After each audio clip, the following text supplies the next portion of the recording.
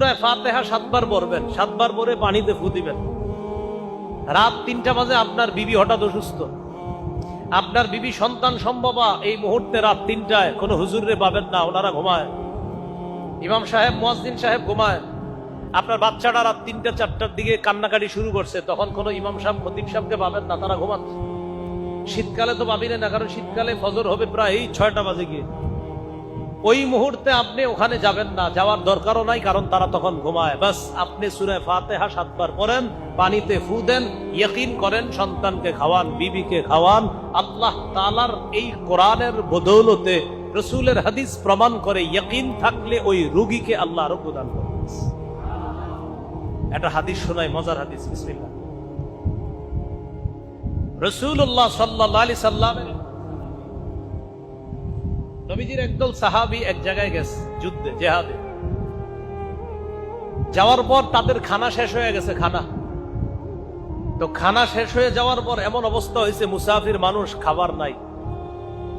পাশে খ্রিস্টান পল্লী আছে, তাদেরকে গিয়ে বললেন যে আমাদের একটু খাবার দাবারের ব্যবস্থা করা যাবে কিনা। খ্রিস্টানরা সরাসরি না করে দিল, না, আমরা তোমাদের কোনো খাবার দাবারের ব্যবস্থাপনা করতে পারবো না।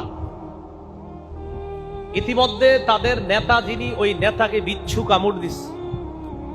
বিচ্ছু কামড় দেওয়ার পর সমস্ত ডাক্তার কবিরাজ আনে, কাজ হয় না। তারা পরামর্শ করলো, পাশে একদল মুসলমান আছে, তাদের মাঝে কেউ যদি ঝাড়ফুঁক করে, এই ঝাড়ফুঁক কেউ করতে পারলে তাকে আমরা নিয়ে আসি, দেখি ঝাড়ফুঁক করার পর কোনো কাজ হয় কিনা। মুসলমানদের সদস্য সংখ্যা ছিল মোটামুটি অনেক। তো মুসলমানদের কাছে গেছে, যাওয়ার পর ওই যে যারা মুসলমানদেরকে খাবার দিতে চায় নাই, তাদের এক প্রতিনিধি দল মুসলমানদের আমির সাহেবের কাছে গিয়ে বলে, আফিকুম রাকিন, তোমাদের মাঝে কি ঝাড়ফুঁক করতে পারো, কেউ আসো? মুসলমানদের আমির সাহেব যিনি, তিনি বললেন, হ্যাঁ আসি তো, কেন? আমাদের নেতাকে বিচ্ছু কামড় দিছে, একটু আসো ঝাড়ফুঁক করবা। আমির সাহেব বললেন, না, করব না। কি বললেন? করব না। কেন? খাওয়ান দিছো, খাবারের ব্যবস্থা করছিল না, তো ঝাড়ফুঁক করবো দিলে। তারা বলল, যদি ঝাড়ফুঁক করো, আমাদের নেতা যদি ভালো হয়ে যায়, 30টা বকরি দিব।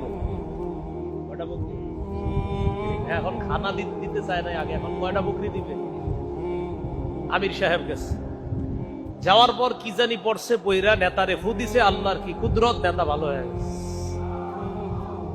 বকরি পাইছে, পাওয়ার পর সাহাবায়ে কেরাম চিন্তিত হয়ে গেলেন, ঝাড়ফুঁক কইরা বকরি পাইলাম, এখন খাওয়া যায় যাচ্ছে কিনা এই